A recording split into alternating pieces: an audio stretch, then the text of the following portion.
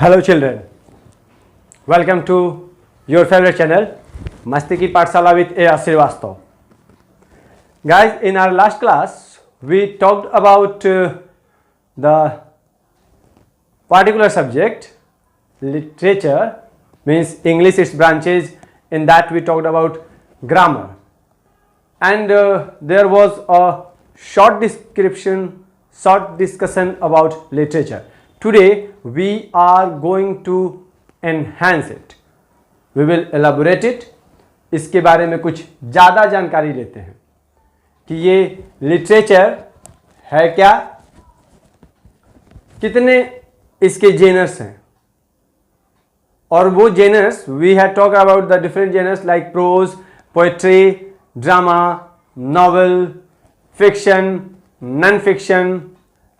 But today, in our today's class, we are going to discuss about the two genres, particularly which we study, will learn in our academic syllabus. And ये जो academic syllabus में आपके जो pros और poetry आते हैं, इसमें कुछ ऐसे एलिमेंट्स हैं जो सॉरी टू से कि शायद हम भी क्लास टाइम में, even me too, I can't go through this all elements because of the pressure of management and burden of completing the syllabus, academic syllabus. But here we are free. So we will discuss today about two important genres of literature. ये literature के दो important genre हैं, namely prose and poetry. In prose we go through stories and in poetry we go through poems, which are also termed as verses. Poems को verses भी बोलते हैं. इसके कुछ important elements हैं. And children, I am sure कि once we come to know about those important elements of a story and poem, then the comprehension part, means the understanding part of the candidates, of the students, will be much easier than what they are doing right now. अभी क्या है कि कहानी पढ़ते हैं, कुछ interesting है, याद हो जाता है. पोएट्री पढ़ते हैं, कुछ समझ में आ जाता है, वेल एंड गुड. क्या है, कुछ नहीं है, क्वेश्चन आंसर आता है, बेसिकली क्वेश्चन आंसर रट लेते हैं, लिख लेते हैं, but that want help you. And this today's discussion will also help you in completing your second, that section B of question paper, writing section, in which you get story writing. तो ये story writing में भी आपको help करेगा. मालूम है कि story में और ऑथर्स कैसे लिखते हैं, तो हम भी वैसे ही लिखेंगे. We will try our ideas in the same way. So let's come in short while about the important points to understand a story, and those important points, those important elements are also known as literary devices. In the stories we know them as literary devices, and in poem we know them as poetic devices.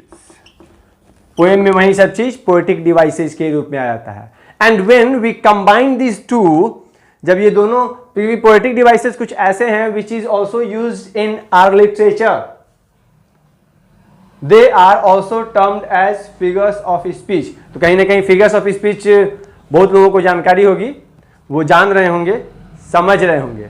तो ये figures of speech है. Now let's come to the point. Now what are the important elements, literary devices in prose? They will make you understand the story easily. So the first literary device or the element we will come to know is the theme. Now I hope everyone is aware of the word theme.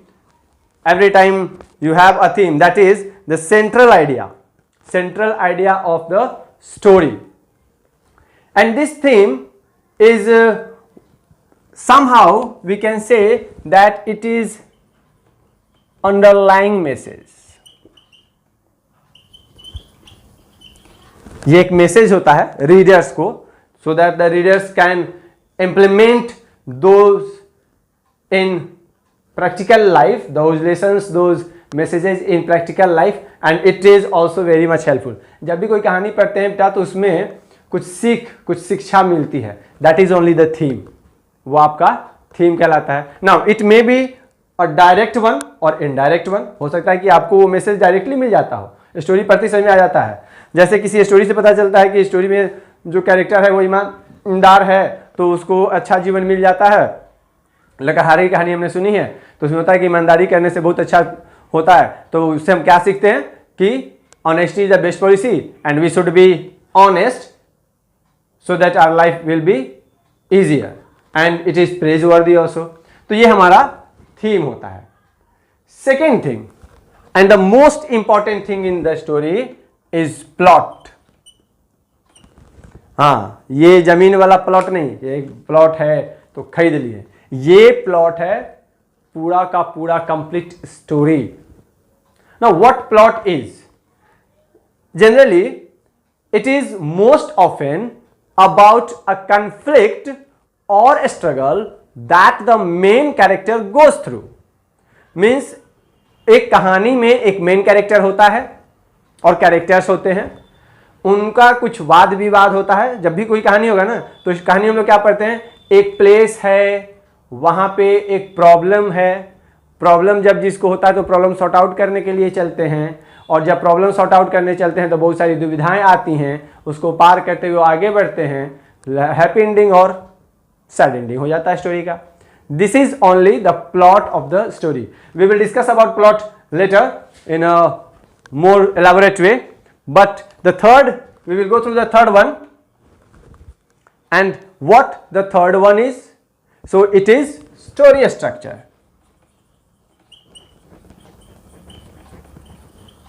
Structure का मतलब मालूम होगा, एक ढांचा, means how the story is formed. Each and every incident should be interrelated. There should be a flow in the incidents and the conflicts and the solutions. तो वो एक flow story में दिखना चाहिए. ये नहीं कि कहानी कहीं और थी कहीं और पहुंच गया. तो वो अगर जंगल से कहानी स्टार्ट होता है शहर की ओर जाता है तो वो फ्लो दिखना चाहिए कि जंगल से शहर की ओर कहानी गया कैसे. ये नहीं कि जंगल में था और अचानक शहर में पहुंचा दिए. तो ये फ्लो, ये स्टोरी स्ट्रक्चर भी इंपॉर्टेंट पार्ट होता है. तो स्ट्रक्चर पता चलता है हम लोग पढ़ते हैं तो कि हाँ ये कैसा जगह पे है, किस टाइप का एनवायरमेंट है, ये सारे आपके स्ट्रक्चर्स में आ जाते हैं. Then we come to the fourth one. One of the most important part of the story, that is characters. Now characters representation is very much important because they just keep us attached to the story.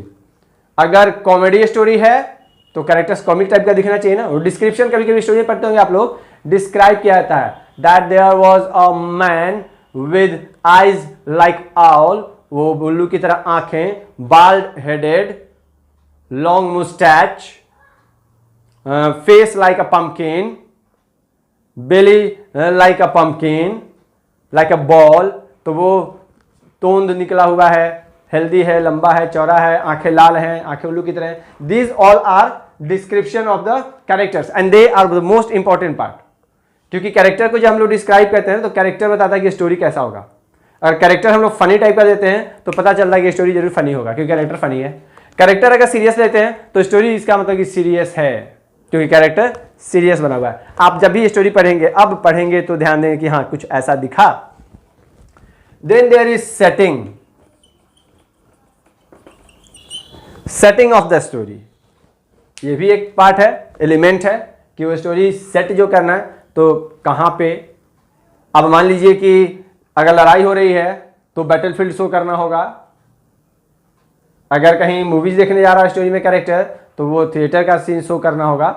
तो ये सब और important है, ये सब novels में खास करके सेटिंग जो है, क्योंकि कुछ नॉवेल्स ड्रामा जो होते हैं वो स्टेज प्ले जो होते हैं, प्ले जिसको हम लोग बोलते हैं, एक्ट जो होते हैं, उनके लिए सेटिंग बहुत ज़्यादा इंपॉर्टेंट होता है. Then we have style and tone. अब ये स्टाइल और टोन तो हमें नहीं लगता है कि अपने स्टूडेंट्स को बताने की खास ज़रूरत है। वो ये स्टाइल हर दिन यूज करते हैं और उनका टोन ये यूज़ होता ही होता है। तो स्टाइल और टोन ये कब होता है? जब डायलॉग्स की बात आती है। अब कुछ और भी एलिमेंट्स हैं, जैसे dialogue, word play, pattern of the story, pacing. Means ये ज़्यादातर इंपॉर्टेंट होते हैं पिक्चर वाले जितने भी स्टोरीज होते हैं, बच्चों के जो स्टोरी आते हैं पिक्चर बेस्ड स्टोरी होते हैं, ये मैटर करते हैं वैसे स्टोरीज में। उसके बाद स्टोरी का बिगिनिंग और एंडिंग दोनों कनेक्टेड होना चाहिए। बच्चों के वैसे भी ज़्यादातर स्टोरीज होते हैं स्टार्टिंग से जब होता है तो लास्ट तक एक कनेक्शन बना रहता है, तो वो हम लोग भी देखते हैं कि स्टार्टिंग कैसे हुआ, एंड कैसे हुआ, कनेक्शन हम लोग जोड़ते हैं। बच्चों की स्टोरी में ये ज़्यादा इंपॉर्टेंट हो जाता है। तो ये जो है dialogue, word play, pattern, pacing, ये सब बच्चों के स्टोरीज के लिए ज़्यादा इंपॉर्टेंट है। हम लोग जब नॉवेल्स वगैरह पढ़ते हैं तो उसमें भी डायलॉग हैं। Word play means sometimes the character use a word having two meanings. वो कभी कभी दो मीनिंग वाले वर्ड यूज होते हैं ना, जनरली हम लोग भी यूज करते हैं, भोजपुरी में खास करके यूज होता है। तो ऐसे में ये जो आपके जो अगर इसके बारे में हम जानकारी रखते हैं अच्छे से, then we can write a better story also. जानकारी होना चाहिए कि जब स्टोरी लिख रहे हैं तो उसका एक थीम देना है, एक उसका लेसन होना चाहिए, प्लॉटिंग सही होना चाहिए, स्टोरी स्ट्रक्चर देना है, कैरेक्टर्स, ये ज़्यादा इंपॉर्टेंट है हमारे स्टोरी लिखते समय। ये सेटिंग्स और स्टाइल वो अपने आप आ जाएंगे अगर आप परफेक्शन इन चारों में लाते हैं तो। अब देखते हैं कि इसमें ये प्लॉट का क्या इंपॉर्टेंस है। ये मोस्ट इंपॉर्टेंट थिंग है, इसीलिए मैं इसको बार बार बता रहा हूं, बताऊंगा, एक एक चीज बताऊंगा, क्योंकि यहां पे समय मिल रहा है कि आपको हर चीज से रूबरू कराया जा सके। कम से कम अपने सब्जेक्ट का जो मुझे जानकारी है मैं आपको क्लियर दे सकूं, कहीं कोई प्रेशर नहीं, कहीं कोई टेंशन नहीं। तो इसीलिए टेंशन फ्री होकर के बता रहे हैं कि अब जो है फिर से हम लोग आते हैं प्लॉट पे। अब फिर ये प्लॉट क्या करेगा? तो प्लॉट अगर सही से देखा जाए तो एक तो मैंने डिस्क्राइब किया कि plot is most often about a conflict or struggle that the main character goes through. Secondly अब आते हैं कि ये प्लॉट है क्या। तो ये हम लोग देखें, बहुत माइन्यूट डिस्क्रिप्शन है, तो ध्यान से सुनिएगा और इसको रिपीट करके बार बार सुनते रहिएगा। That plot is a literary term. Plot is a literary term used to describe the events that make up a story or main part of a story. It is the foundation of a novel or a story around which characters and settings are built. तो ये plot जो है एक literary term है जो कि story में जो भी इवेंट्स, जो भी इंसिडेंट्स होते हैं उसको तैयार किया जाता है, डिस्क्राइब करता है, प्लॉट के थ्रू ही डिस्क्राइब किया जाता है, और ये ही आपका पूरा का पूरा स्टोरी या स्टोरी का मेन पार्ट तैयार करता है। अब क्या है कि यह फाउंडेशन है, मींस ये अगर हम पहले से भी कह रहे हैं, बार बार कह रहे हैं कि plot is the most important element of pros. तो अगर ये मोस्ट इंपॉर्टेंट है इसका मतलब ये फाउंडेशन है। नींव अगर मजबूत हो तो बिल्डिंग ऊंचा कितना भी जाए मजबूत होता है। प्लॉट अगर इंटरेस्टिंग हो, परफेक्ट हो, स्टोरी कितना भी लंबा लिखेंगे, that will keep the reader attached to it. वो चिपका रहेगा स्टोरी से, आगे क्या हो रहा है, वो अच्छा यहां तक ये है, आगे कुछ और यूनिक होने वाला है। तो ये आइडियाज अगर आपके यूज करते हैं स्टोरी राइटिंग में, then it will help you. अब प्लॉट्स के भी कुछ मेन एलिमेंट्स हैं, ध्यान रखने होंगे कि अगर प्लॉट्स हम लोग ध्यान देते हैं तो प्लॉट्स में क्या क्या होना चाहिए। तो प्लॉट्स में बेसिकली जो हमारे हैं इसके जो एलिमेंट्स हैं, एलिमेंट्स ऑफ प्लॉट, तो प्लॉट के एलिमेंट्स अगर आप देखें तो हमारा क्या है, ये 4 से 5 में है। आगे भी हम लोग देखेंगे बहुत सारा एलिमेंट्स आएगा, तो उसको हम लोग देखते हैं पहले कि जब भी हम लोग प्लॉट लिखते हैं, मतलब कि पूरा का पूरा स्टोरी ही समझ लीजिए, तो इसमें हम लोग एक्सपोजिशन एक वर्ड आएगा, सेकेंडली अगर अब आप देखें तो आ जाएगा आपका राइजिंग एक्शन,